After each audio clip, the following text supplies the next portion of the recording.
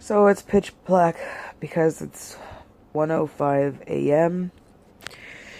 on Saturday, June 15th,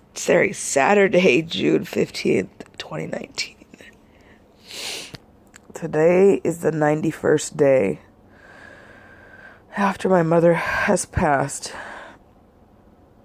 Tomorrow will be 3 months already, and it's pitch black because I'm tired and I turned off all the lights, and this overwhelming grief just hit me, and so that's why you don't have video, and I'm sorry for that.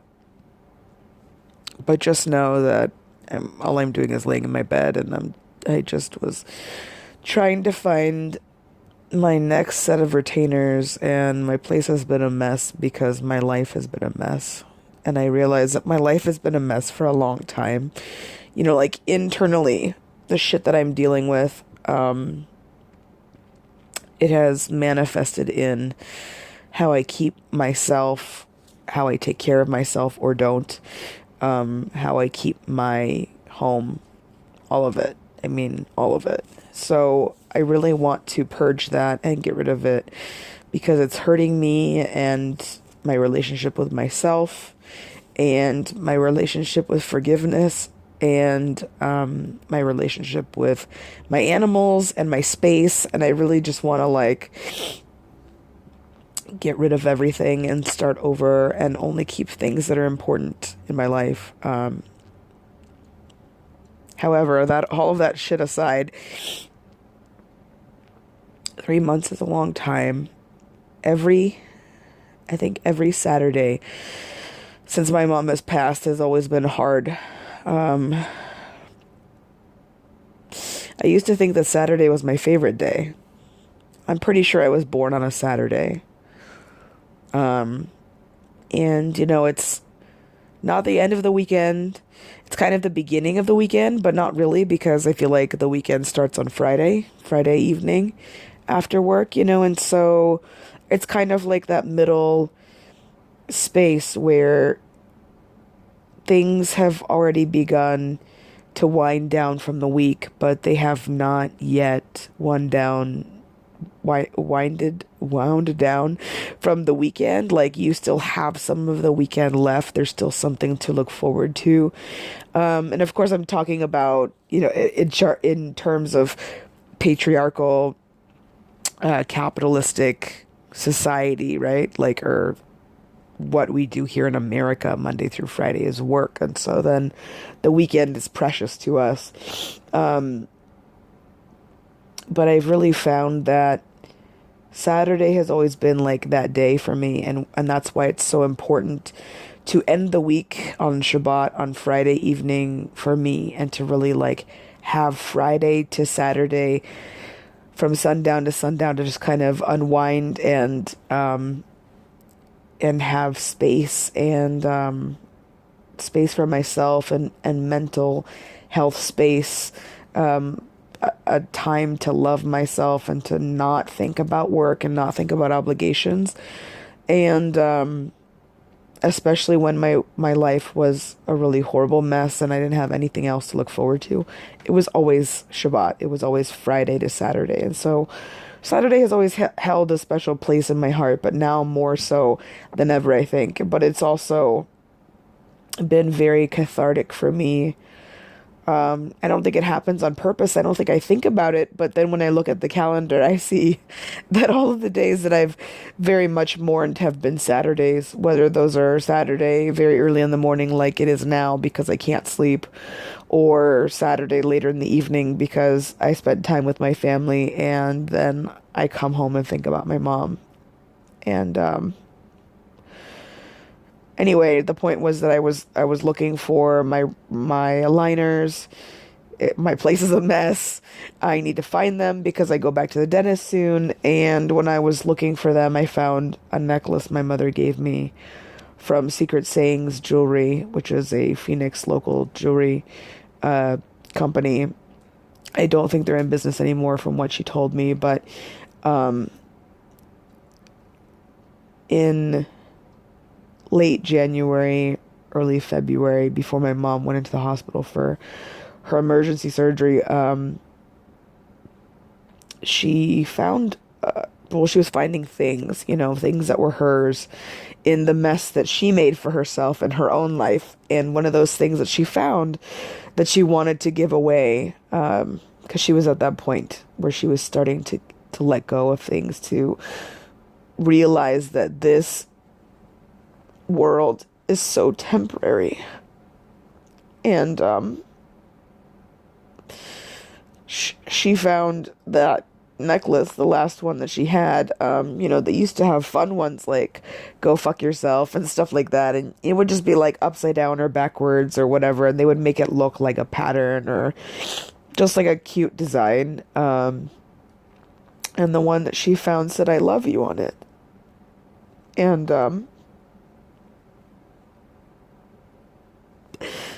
there was one part of it that was very sharp. I think it was the E of "I love you." And I was trying to kind of grind it down because she asked me if I wanted it. And I was like, yeah, sure, I'll take it. And she was like, I'll grind it down. I'll file it down for you, because I wasn't doing a good job, and I had to go back to work technically. And she filed it down so that it wouldn't hurt me anymore. And then she gave it to me, and that was that. And she didn't really say anything about it or, make it important at all. But I look back at that, and now I realize, like, she was giving me the necklace to tell me that she loved me, because she didn't know how else to do it. And possessions and things were always something, like some way that she could show me that she cared. And I didn't want the things. I've never wanted the things. I appreciate the things. I cherish the things that I have left, for sure. But for me, my relationship with my mom was never about stuff.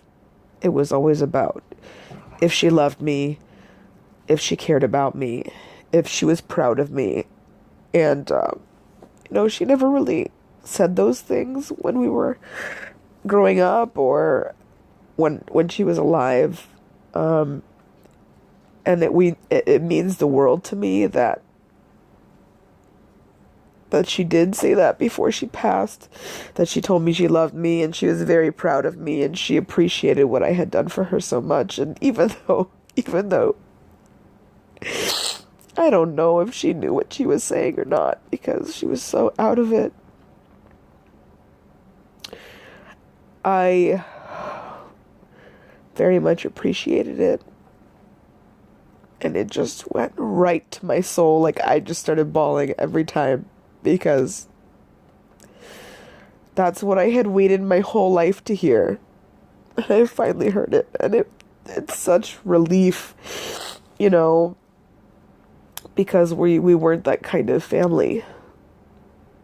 And I'm so glad. I'm so grateful that I got to hear that. But I also realize now that even though she didn't always say it, that she felt it, and that, her giving me the necklace, me finding the necklace right now, the little pendant, that just speaks to the fact that she's, number one, always around, and number two, that she did love me, and that was her way of saying it before she said goodbye. And I have to keep telling myself these stories, these things that, I don't have proof that, she didn't verbally tell me that she loved me, but she gave me a necklace that says "I love you." And, like, how can I not take that as a literal and figurative metaphor for the fact that she loved me? Like, how can I not look back at that and not be appreciative, and so I have a lot of doubts and I have a lot of skepticism about who I am and whether or not she ever loved me or cared for me. And that's not because she couldn't. It's more that I felt that way, and that I never felt like, that was the case. And that's not necessarily true, right? But that's just how I felt, and I need to tell myself the truth until I understand that the truth was reality, like that. I just feel like I have to kind of trick myself into believing what was already there, but I couldn't see before. And that's hard, it's kind of almost like fake it until you make it, that I have to pretend that I know that my mom loved me until I believe it. And people tell me all the time that she did, because how can a mother not love her kids? And I get that. I just am much more of a person that needs to be told and that needs to be shown, rather than somebody that needs to be given things, like physically, to prove that love. Like, I wanted her to say that she loved me. I wanted her to hug me. I wanted her to be proud of me. And I felt like for such a long time, no matter what I did, I couldn't make her proud of me. And so I stopped trying. And I think that's really what hurt our relationship. I mean, there was a lot of other things too, but, the fact that I gave up, and the fact that I thought maybe it wasn't possible for her to love me, like, that I wasn't ever going to be good enough for her, like, all of those doubts and insecurities, those all come from my childhood, and those all come from more or less an irrational thought process, but I still believe it today, and I don't want to, because now that she's gone, I don't want to have any kind of pain or suffering or resentment or anger or frustration with our relationship, because it's over. And I don't know, I probably kid myself thinking that it would ever happen before she passed away, whether she lived to 120 or not, because I wasn't proactive in solving our relationship issues either. And, so there's a lot of guilt in there. There's a lot of doubt, in my confidence, lack of self-confidence. There's a lot of frustration with myself, and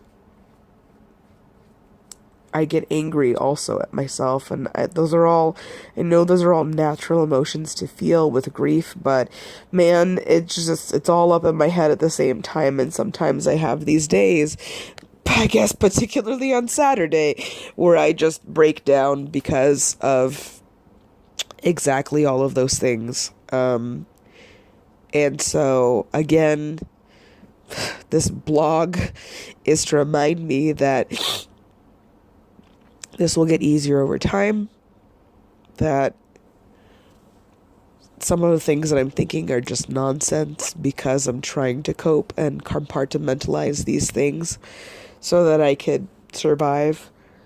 And I just have to remember that. I have to tell myself. And so I'm telling myself on video, but I'm also telling my future self, like, please remember that this is all for you, that your mom would want you to be the best person you could be, because that's who she made you.